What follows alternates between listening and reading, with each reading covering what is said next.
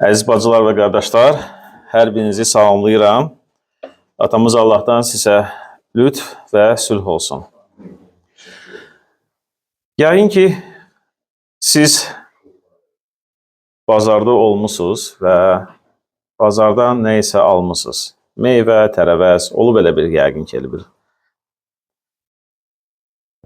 Maraqlıdır ki, çox vaxtı gələndə nəsə alanda görürsən ki, meyvəni düzüb qabağına və qəşəng görsənir.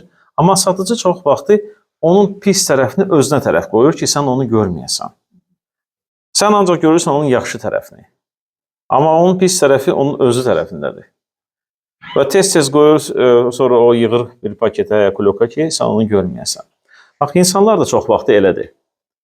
Ancaq biz yaxşı tərəfimizi göstəririk, amma pis tərəflərimizi gizlədirik.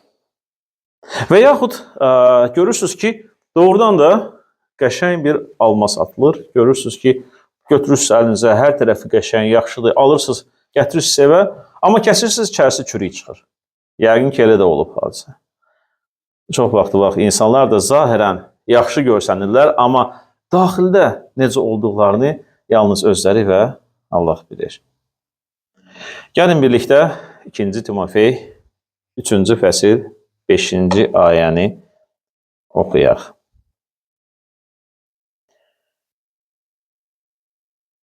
Mömin kimi görünüb, bu yolun gücünü inkar edəcəklər.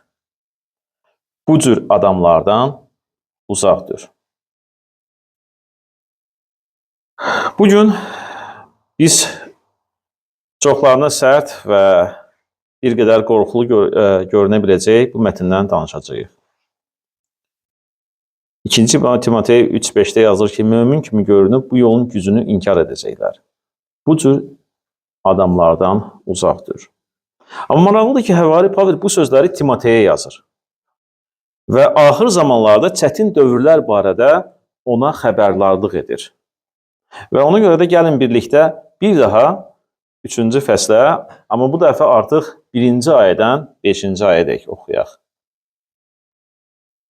Bunu bil ki, axır zamanda çətin dövrlər olacaq. Çünki insanlar xudbin, pulpərəst, təkəbbürlü, məğrur, təhqir edən, valideynlərinə itaət etməyən, nankor, müqəddəslikdən məhrum, şəfqətsiz, barışmaz, böhtancı, nəfsini saxlamayan, rəhimsiz, yaxşılığın düşməni, xain, ehtiyatsız, qürurlu olacaq. Allahdan çox keyf çəkməyi sevəcəklər. Mömin kimi görünüb bu yolun gücünü inkar edəcəklər.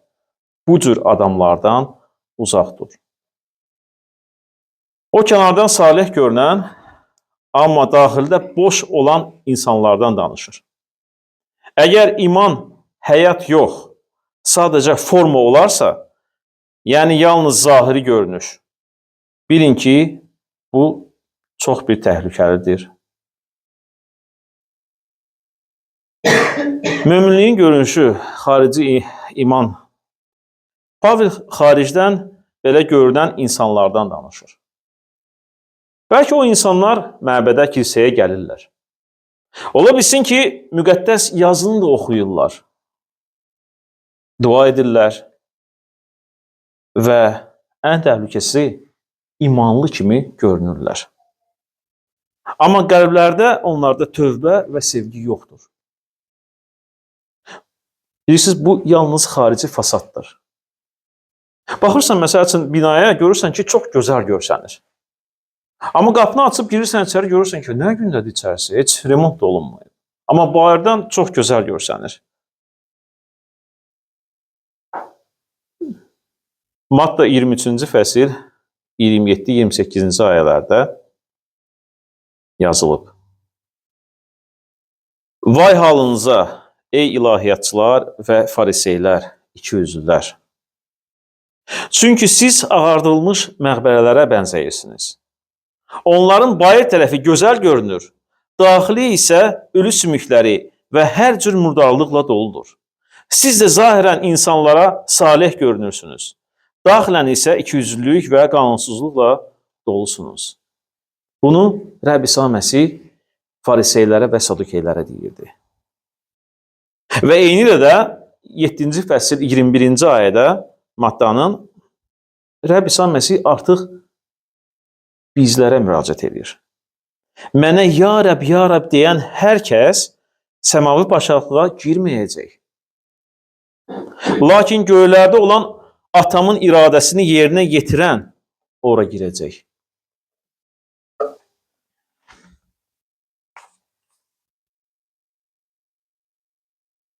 Əvvəllər məbədə 1-ci əsrlərdə daim gəlirdilər, yəni hər gün yığışırdılar.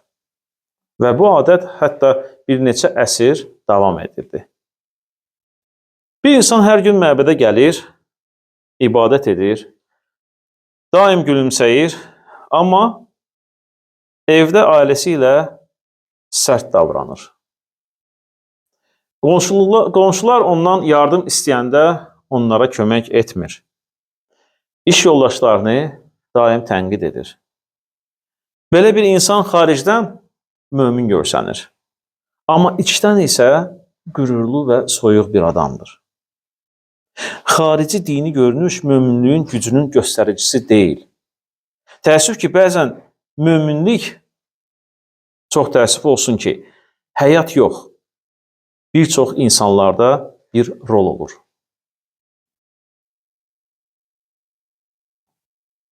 Möminliyin gücü sözlərdə və ya mərasimlərdə deyil, Məsih tərəfdən dəyişdirilmiş həyatdır. Sadə dillə desək, möminliyin gücü forma deyil, insanın içində Allahın işi ilə bağlıdır. Bu güc günahı üzə çıxarır. Sən başa düşürsən ki, bu səndən gedir söhbət. Sən oxuyursan, görürsən ki, Rəbb sənə deyir bunu. Və başa düşdükdən sonra o yol səni hara aparır? Tövbəyə aparır. Sən başa düşürsən ki, sən Allah qabağında tövbə etməlisən. Xarakteri dəyişir. Çox vaxtı biz istəmirik ki, dəyişək. Çalışırıq kimisə dəyişdirək. Amma Rəbb İsa Məsih deyir ki, birinci özün dəyişməlisən ki, başqalarını da sonra dəyişdirə biləsən. Dəyiş içəridən. Qüruru təvəzzökar edir. Bilirsiniz, təvəzzökar olmaq həqiqətən də çətindir. Bir çox insanlar özlərinə söz götürmürlər. Məsələn, onlara söz deyəndə qışqırırlar üstüvə və yaxud deyirlər ki, sənin yaşın gör nə qədərdir, mənim yaşım nə qədərdir, sən hələ kiçiksən məndən və s. Amma Rəbb İsa Məsih sənin həyatında iş görəndə sənin qürurun sınır. Sən olursan təvəzzökar. Sevməyi, bağışlamağı, intiqamdan uzaq olmağı öyrədir o zaman sənə. Və tərsinə, əgər bir insan illərlə dəyişmir, günah edir və günah içində yaşayaraq onu doğruldur, düzəlmək istəmir və təlimə də qapalı olur. Heç nə istəmir öyrənsin. Deyir, mən hər şeyi bilirəm. Mənə heç nə öyrətməyin. Mən səndən yaxşı bilirəm müqəddəs yazını. Sən mənə öyrədirsən. O zaman Pavel deyir, mömin kimi görünüb, amma gücü elənçi insan inkar edib. Və eyni ilə də Romalılara 5-ci fəsil 5-ci ayədə yazılır ki, Pavel deyir, sevgi müqəddəs ruhdan gəlir. Müqəddəs ruh məhəbbəti bizim qəlbimizə salır. Ruhun fəaliyyəti olmadıqda möminlik boşdur. Təsəvvür edin ki, bir insan hər gün dərman təlimatı oxuyur. Amma heç vaxt dərmanı qəbul etməyən birini təsəvvür etmir. Dərmanın dozasını bilir, başqalarına izah edə bilir onu. Amma görürsünüz ki, xəstəlik eyni ilə qalıb. Eyni şəkildə biz İncili bilə bilərik, oxuyub yadda saxlaya bilərik, əzbər bilə bilərik. Amma bu kifayət deyil. ki, sən onu bilirsən, neyi, necə, haçan demək. Əgər biz onu yaşamırıqsa və icazə vermirik ki, Rəbb bizim həyatımızda işləsin, onda bu boş bir şeydir. Niyə Pavel deyir ki, belə insanlardan uzaq durun? Bu cür insanlardan uzaq durmaq o demək deyil ki, mən yaxşıyam ondan və ya qürurluyam. Sadəcə bilmək lazımdır ki, bu cür insanlardan ruhani təhlükə gəlir. Gücsüz möminliyin görünüşü olan insanlar başqalarının canlı imanını öldürür. Məsihçiliyi formalığa çevirir. Bəzən başqalarının günaha hətta sürükləyə bilər. Sarkazm və kin yayır. Tövbəsiz yaşamağı öyrədir. İnsan bütün dünyanı qazanıb, əgər canını itirərsə, ona nə xeyri var? Yaxud insan öz canının əvəzinə nə verə bilər? Maddədə 16-26-da bu yazılıb. Mən sosial şəbəkədə belə bir şey oxudum, olan bir şeydir. Bir kilsə qrupunda birisi hər zaman xidmətçi kimi görünürdü. Amma daim danışır və başqalarını tənqid edirdi. Yeni imanlılar görürlər ki, həqiqətən də iman yalnız xarici forma deyil. Və buna deyirlər, sən nə cür imanlısan? Bir cür deyirsən, amma başqa cür yaşayırsan. Allahı və yaxınlarını qəlbi ilə sevən olmalıdır imanlı. Əgər mən ancaq hansısa bir insanları sevirəm, başqalarını sevmirəmsə, mən nə cür imanlıyam? Nəticə, bəzən başqalarına olan sevgi belə insanlardan uzaq durmağı tələb edir.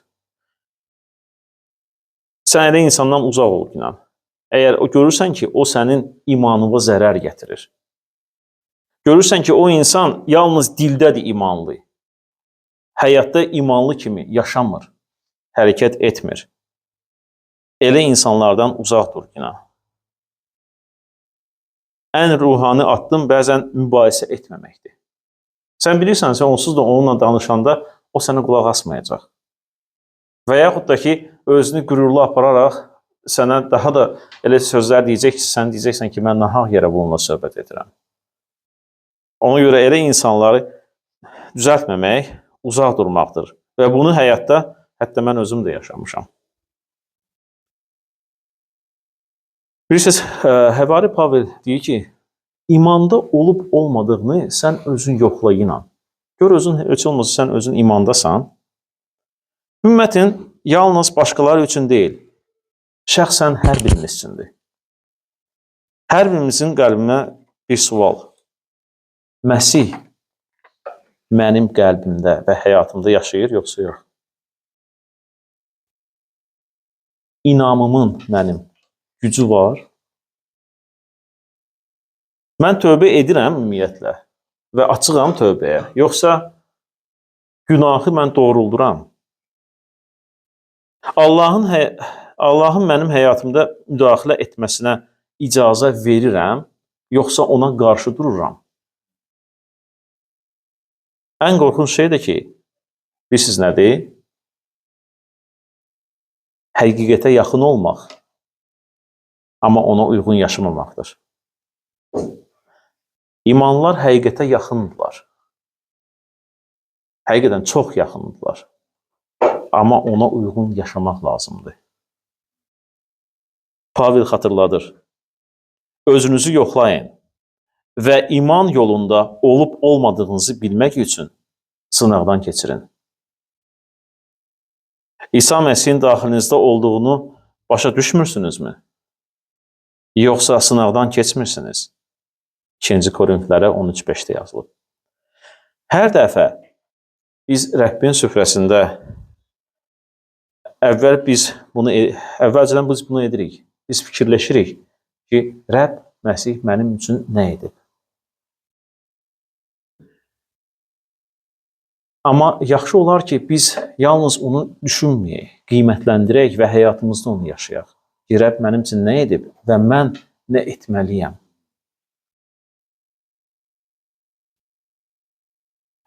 Bir misal da çəkmək istəyədimsə, onu da oxudum mən və mənə çox maraqlı görsəndi. Rusiyada bir gənc bacı gənclər xidmətində çox fəal idi. Görüşləri təşkil edirdi, xorda oxuyurdu, daim insanlarla ünsiyyətdə olanda gülümsəyirdi, nümunəvi mömin görünürdü. Hər kəs onun möminliyini görürdü. Amma o kiçik səhvlərə görə tez qəzəblənirdi. İnsanlara qəzəb göstərirdi. Bəzən dostlarını və iş yoldaşlarını açıq şəkildə tənqid edirdi. Amma xaricdən o bacıda hər şey mükəmməl görünürdü. Bilirsiniz, o bacının həyatında bir gün ağır itki baş verir. Və bu bacı o itkini yaşayır. O vaxta qədər etdiyi dua və xidmət ona daxili sülh gətirmir. O an ilk dəfə Allah qarşısında həqiqətən də təvəzzökar olur. Gizli günahlarını o etiraf edir. Fərqli yaşamaq üçün güc istəyir və düşüncəsini, qəlbini dəyişdirmək üçün Allahdan istəyir ki, bu olsun. Bu sınaq onun imanını canlandırır. Artıq sadəcə möminliyin görünüşü yox, canlı möminliyin gücünü, sevgi, səbir və yaxşı əməllərlə ortaya çıxır. Əziz bacılar və qardaşlar, gücsüz möminliyin görünüşü ruhani boşluğun reseptidir. Həqiqi möminliyin gücü Məsih içimizdə yaşadıqda və biz onun sözlərinə əməl etdikdə görünür. Əgər həqiqətən də biz onun sözlərini yalnız eşitmirik, amma başa düşürük və həyatımızda onu icra ediriksə, o zaman biz öz möminliyimizi göstərə bilərik. Möminliyin gücü sözlərdə deyil, Allahı əks etdirən həyatda göstərir. Rəbb İsa hər birimizi xeyir dua versin.